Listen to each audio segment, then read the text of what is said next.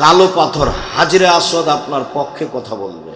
যদি টাকা বৈধ হয় হজের, তাহলে যদি হজের টাকা বৈধ হয় তাহলে আপনার কালো পাথর বিচারের মাঠে কথা বলবে। বিচারের মাঠে কথা বলবে কোরআন আপনার সপক্ষে।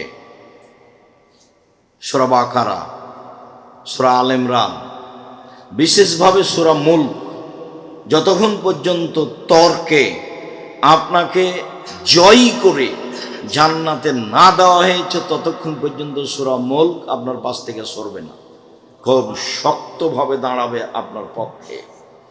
রাতে সূরা মুলক পড়তে অভ্যাসী হবেন অবশ্যই। মুখখান বন্ধ করে চুপটি করে দিন কাটায়েন না।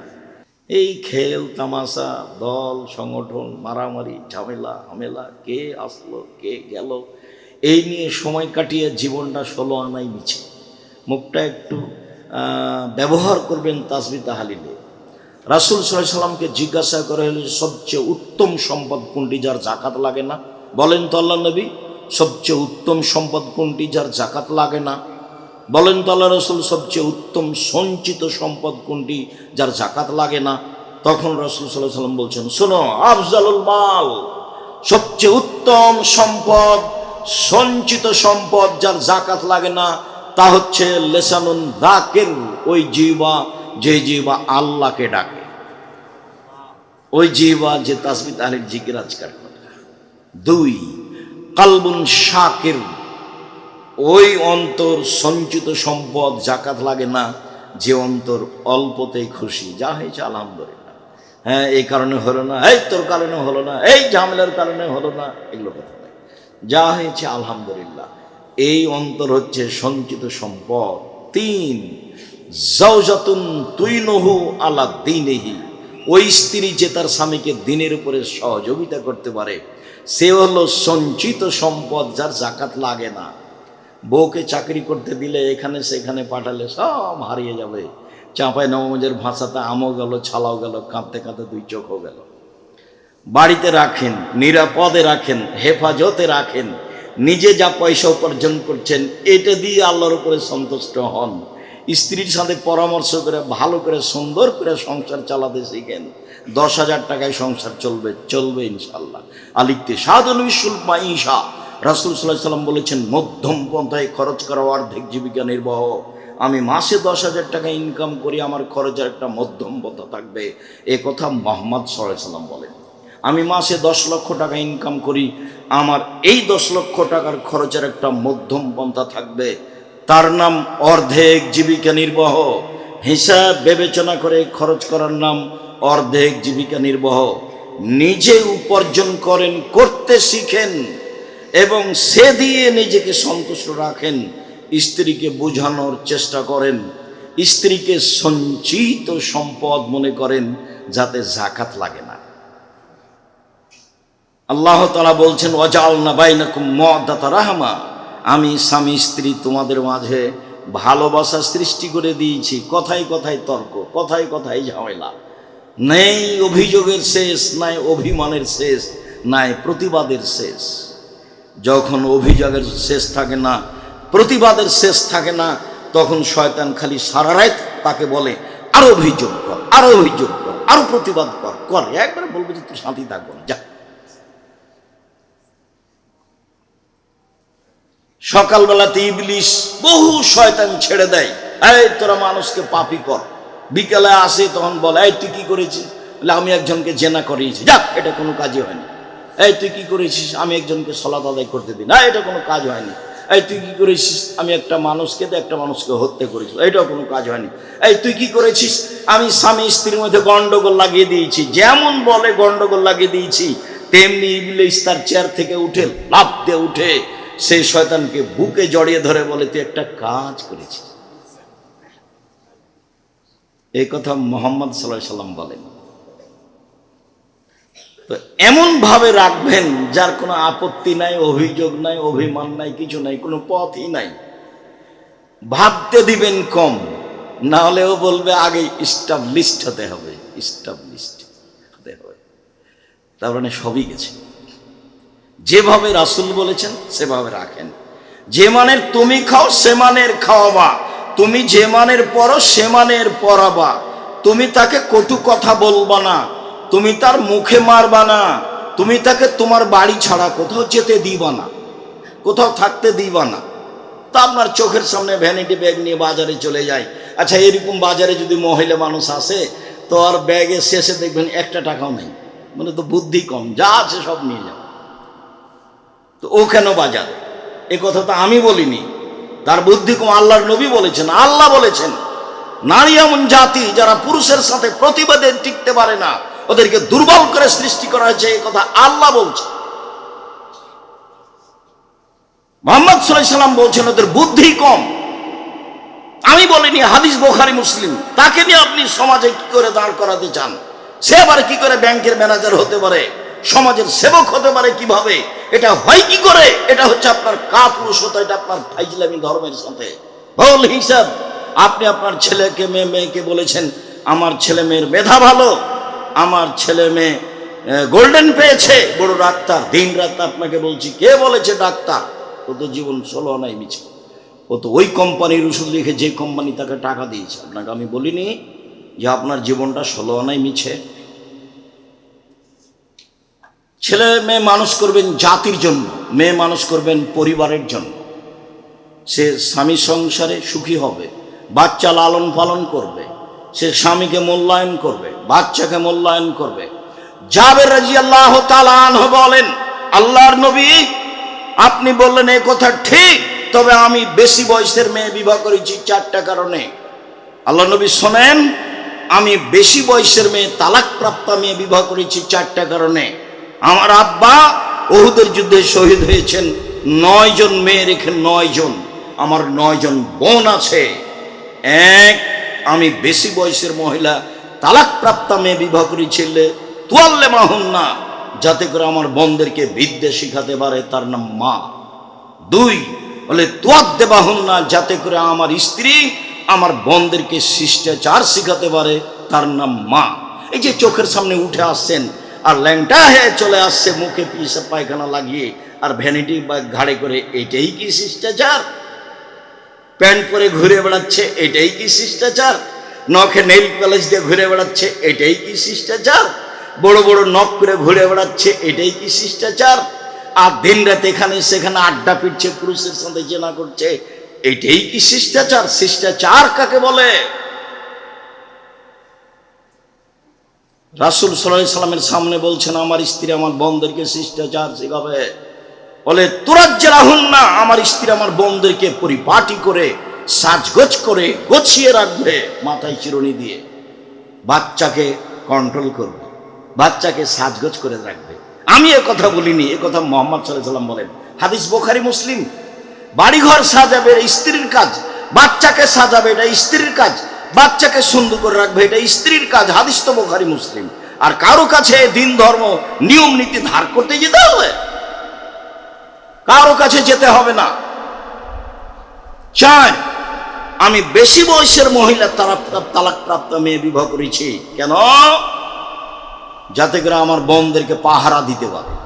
পাহারা দাও। সময়ের উপরে কথা। সম্মানিত দিনী ভাই বোন, রাসূল সাল্লাল্লাহু আলাইহি সাল্লাম বলেছেন সিয়াম বিচার মাঠে আপনার পক্ষে কথা বলবে, বলবে প্রতিপালক আমি ওকে দিনে খেতে দিনি, দিনে ওকে আমি ইচ্ছা মতো চলতে দিনি, প্রবৃত্তি অনুযায়ী চলতে দিনি, তুমি আমার কথা শোনো, ওকে জান্নাতে দাও। আল্লাহ বলবেন ঠিক আছে, জান্নাতে দিলাম।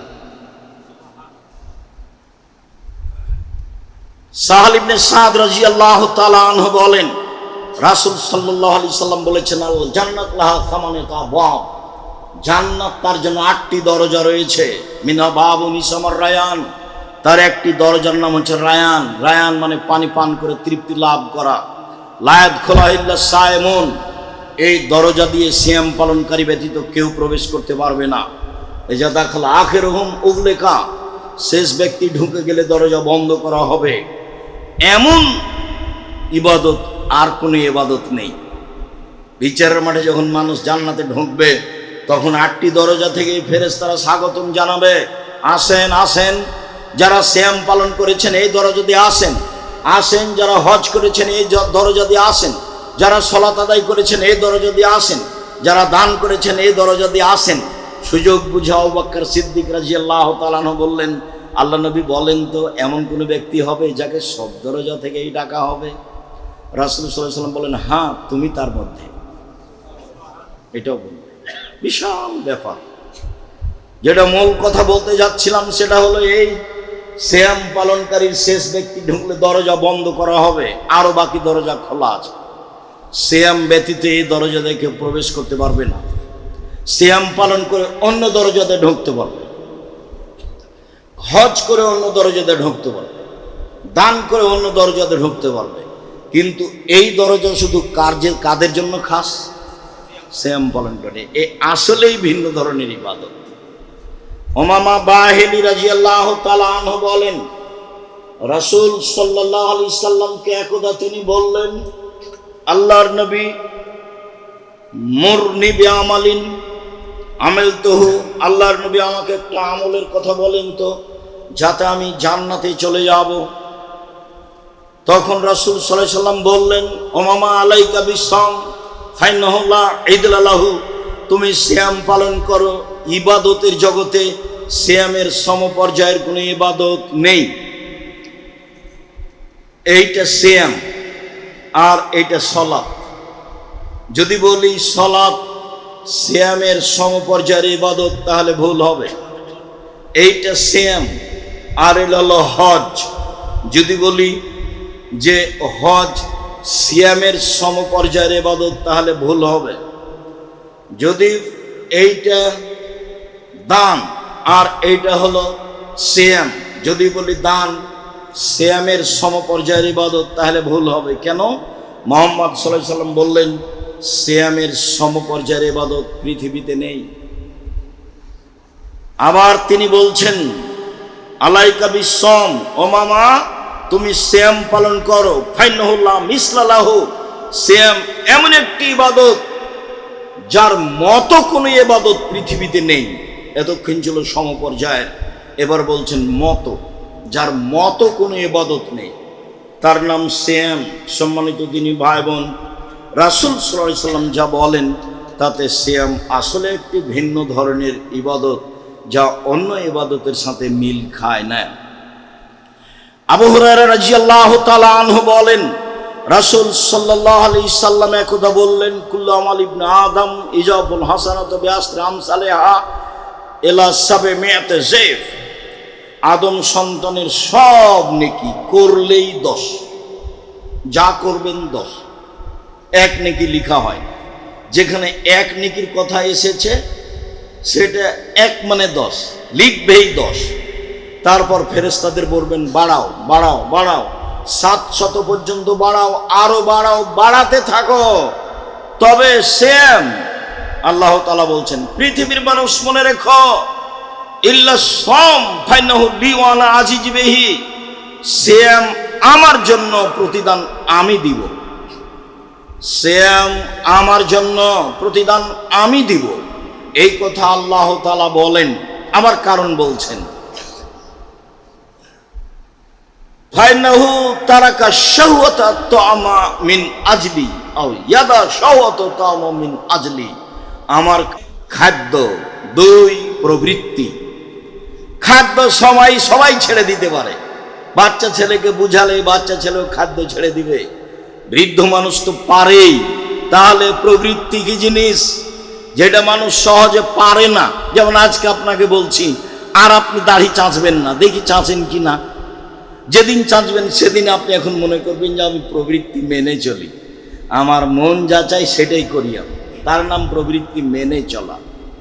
দেখি আপনার মিল খাই কিনা। আজকের পরে আর কোনদিন প্যান্টটা টাকানোর নিচে করবেন না।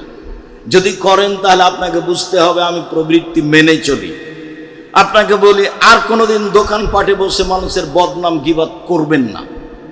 দেখি আর কোনোদিন বসেন নাকি। কতদিন বললাম আপনাকে, দোকানে যাওয়ার পদ্ধতি, আসসালামু আলাইকুম, আহমদ লবণ আছে? জি আছে। মরিচ আছে? জি আছে।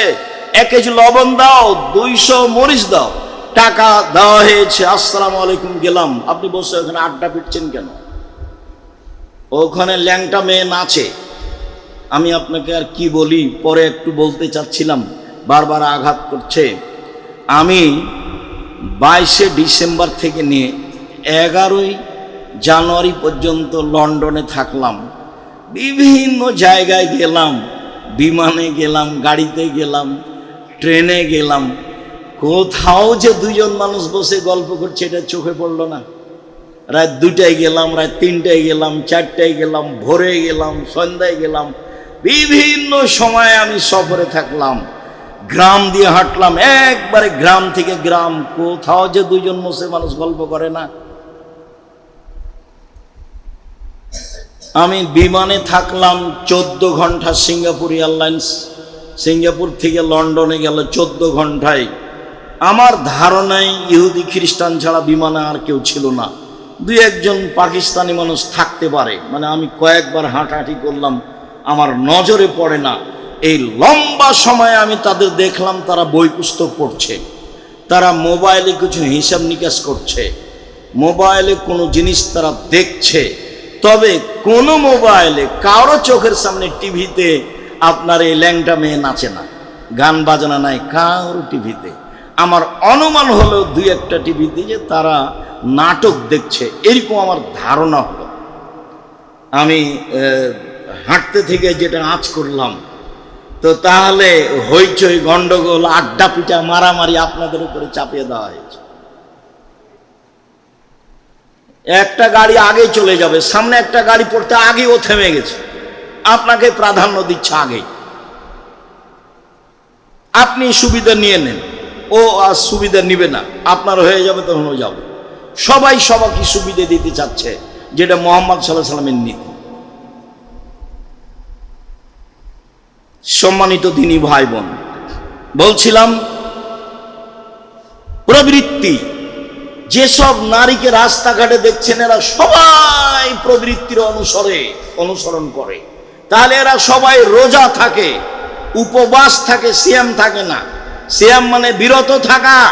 যারা দোকানে আড্ডা পিটে, যারা মিথ্যা কথা বলে, যারা জুয়াচুরি করে, যারা দাগাবাজি করে, যারা চাঁদাবাজি করে, যারা রাহাজানি করে, যারা মানুষকে জেল হাজতে দেয়, যারা মানুষকে অপমান করে, যারা মানুষকে খাটো করে, তারা মনের অনুসরণ করে, ওরা রোজা থাকে, ওদের সিয়াম হবে না, এ কথাই চূড়ান্ত হাদিস, বুখারী মুসলিম।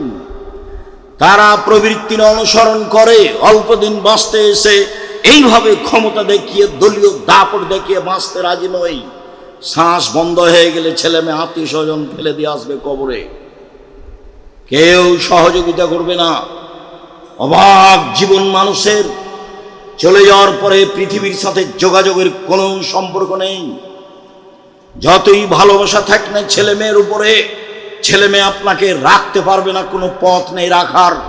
তার নাম মরণ, তার নাম জীবন। দিন রাত দেখে আসছেন, দাদা চলে গেছে, বাপ চলে গেছে, মা চলে গেছে, এইভাবে আমিও চলে যাব। অর্থ সম্পদ সব কিছু থাকবে, ও আমার সাথে যোগাযোগ করতে পারবে না। অল্প দিন বাঁচতে এসে ফাঁকি দিয়ে, ধোকা দিয়ে, অন্যায় করে, অপিরাজ করে, লুটতরাজ করে, রাহাজানি করে, দাগাবাজি করে, জুয়া চুরি করে, চাঁদাবাজি করে বসে বেঁচে থেকে কি লাভ? আমি তো বলেছি আপনাকে, সবচেয়ে কম পয়সার ব্যবসা করে খাবো, আমার রুজি হলেই তো হলো। দিন মজুরি করে খাবো, না হয় বেতনে চাকরি করব, না হয় জমি চাষ করব। বহুদিন বলেছি, দায়িত্বশীল চেয়ারম্যান যদি জানতো বিচারের মাঠ কত কঠিন, তাহলে জনগণকে বলতো, জনগণ আমার দায়িত্বে আসা ভুল হয়েছে, আমি চলে গেলাম। আমার আব্বার 10 শতক জমি ভাগে পেয়েছি, ওই 10 শতক জমিতে বেগুনের চাষ করে খাবো, আমি এই কাজ করব না। আসসালামু আলাইকুম। আপনাকে আমরা বোঝাতেই পারি না পৃথিবী কি জিনিস, অথচ দিন রাত দেখছি। সম্মানিত দিনী ভাই বোন, সেম একটি ব্যতিক্রম ইবাদত, যার বিনিময়ে একমাত্র আল্লাহ তাআলা দিবেন। সিয়াম থাকার চেষ্টা করেন, রোজা থাকিয়েন না। রোজা মানে উপবাস থাকা, সিয়াম মানে বিরত থাকা। আল্লাহ আমাদের বুঝে আমল করার তৌফিক দান করুক। আল্লাহুম্মা সাল্লি আলাইহি ওয়া বারিক।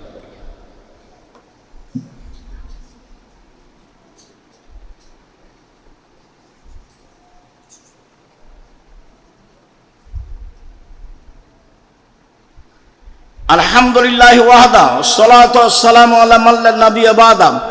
নফল সিয়াম। আব্দুল্লাহ ইবনে আব্বাস রাদিয়াল্লাহু তাআলা আনহু বলেন, কাদামান নবী সাল্লাল্লাহু আলাইহি ওয়াসাল্লাম আল মদিনা, আল্লাহর নবী মদিনায় আসলেন। ওয়াজাদাল ইয়াহুদা সিয়ামান, ইহুদিদের সিয়াম পালন করতে দেখলেন। আল্লাহ নবী বললেন, মা হাজাল ইয়াউম আল্লাযীনা তাসুমুনাহু, এই সিয়ামটা কি? মুহররমের 10 তারিখে তোমরা এই দিনে সিয়াম থাকো কেন? তখন মদিনার ইহুদিরা বলল, হাজা ইয়াউমুন আযীম, এটা অনেক বড় দিন। জানেন না এটা অনেক বড় দিন? আনজাল্লাহু তাআলা ফীহি মূসা ওয়া কওমাহু, এই মুহররমের 10 তারিখে আল্লাহ মূসাকে বাঁচিয়ে দিয়েছেন সদল বলে। ওয়া গাররাকা ফিরআউন ওয়া কওমাহু, আর এই মুহররমের 10 তারিখে ফিরআউনকে আল্লাহ ডুবিয়ে দিয়েছেন সদল বলে। ফাসামাহু মূসা শুকরান, যার কারণে মূসা আলাইহিস সালাম শুকরিয়া আদায় করে সিয়াম থেকেছিলেন এই দিন। আল্লাহ তুমি এইভাবে বাঁচালে, আমি কি করতে পারি? যাক, আমি তো তাসবিহ তাহলিল করছি, এরপরও তোমার শুকরিয়া আদায়ের জন্য একদিন সিয়াম থাকলাম। ফানাহনু নাসমুহু, কাজে আমরা ইহুদিরা এই দিনে সিয়াম পালন করি, মূসার অনুসরণ করো। তো তখন মুহাম্মদ সাল্লাল্লাহু আলাইহি ওয়াসাল্লাম বললেন, শোনো, ইন্নানা আউলা বিমূসা মিনকুম, মূসার সুন্নাত পালনে আমরাই বেশি হকদার তোমাদের চেয়ে। মূসার নিয়ম পালনে আমরাই বেশি অধিকারী তোমাদের চেয়ে।